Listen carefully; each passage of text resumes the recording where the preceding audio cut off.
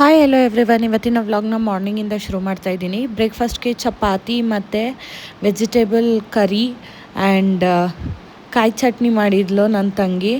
So ಅದನ್ನೆಲ್ಲ ತಿಂದ್ಕೊಂಡು ಬ್ರೇಕ್ಫಾಸ್ಟ್ಗೆ ನಮ್ಮ ಸ್ಯಾಂಡಿಗೆ ಮತ್ತು ನಮ್ಮ ತಿಮ್ಮುಗೆ ರೈಸ್ ಮಾಡಿದ್ಲು. ಬಟ್ ಕುಕ್ಕರ್ದು ಹ್ಯಾಂಡಲ್ ಕಟ್ಟಾಗಿದ್ದರಿಂದ ತೆಗಿಯೋಕ್ಕೆ ತುಂಬ ಸರ್ಕಸ್ ಪಟ್ಲು. ಮೋಸ್ಟ್ ಪ್ರಾಬಬ್ಲಿ ಒಂದು 20 ಮಿನಿಟ್ಸೇ ಸರ್ಕಸ್ ಮಾಡಿದ್ಲು. ಆಮೇಲೆ ಕೊನೆಗೆ ಓಪನ್ ಆಯಿತು. ಅದೊಂದು ಸಾಹಸನೇ ಆಯಿತು. ಆಮೇಲೆ ಇನ್ನು ಜಾತ್ರೆ ಮುಗ್ದಿದ ಮೇಲಿಂದ ಎಲ್ಲ ಆರಾಮಾಗಿ ನಿದ್ದೆ ಮಾಡ್ತಾಯಿದ್ರು, ಸ್ಟ್ರೈನ್ ಆಗಿತ್ತು ಅಂತ. ಹಾಗೆ ಪಕ್ಕದ ಮನೆ ಪೂಜಮ್ಮ ನಮಗೆ ಅಂತ ಕರ್ಜಿಕಾಯಿ ಕಳಿಸಿದ್ರು, ಮಾಡಿದರು ಅಂತ. ಇನ್ನು ನನ್ನ ಮಗಳು ಎದ್ದು ಪಾಪ ನೀರನ್ನ ಬಿಂದಿಗೆಲೆಲ್ಲ ತೊಗೊಬಂದಿರೋದನ್ನ ಖಾಲಿ ಮಾಡಬೇಕಲ್ಲ ಅಂದ್ಬಿಟ್ಟು ಕಿಚನಿಗೆ ಬಂದ್ಬಿಟ್ಟು ನೀರೆಲ್ಲ ಖಾಲಿ ಮಾಡ್ತಾಯಿದ್ಲು.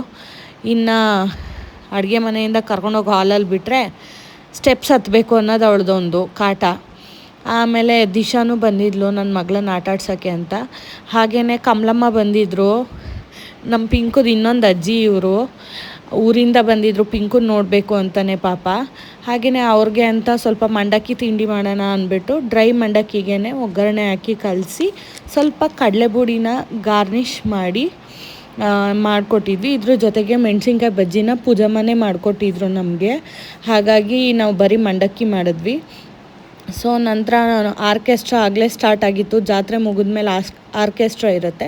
ಸೊ ಅದನ್ನೆಲ್ಲ ಮುಗಿಸ್ಕೊಂಡು ಮನೆಗೆ ಬಂದು ಕ್ಲೀನ್ ಮಾಡಿಬಿಡೋಣ ಅಂದ್ಬಿಟ್ಟು ಫಸ್ಟ್ ಫ್ಲೋರ್ ಕ್ಲೀನ್ ಆಗಿರಲಿಲ್ಲ ಅಂದ್ಬಿಟ್ಟು ಎಲ್ಲ ಕಸ ಗುಡಿಸಿ ನೆಲ ಒರೆಸಿ ನೀಟಾಗಿ ಸ್ಟೆಪ್ಸಿಂದನೂ ಎಲ್ಲ ಕ್ಲೀನ್ ಮಾಡ್ಕೊಂಡು ಬಂದಿದ್ದೀನಿ. ಜಾತ್ರೆ ಮುಗ್ದಿದ್ರಿಂದ ಎಲ್ಲ ಮೆಸ್ಸಿ ಆಗಿಬಿಟ್ಟಿತ್ತು.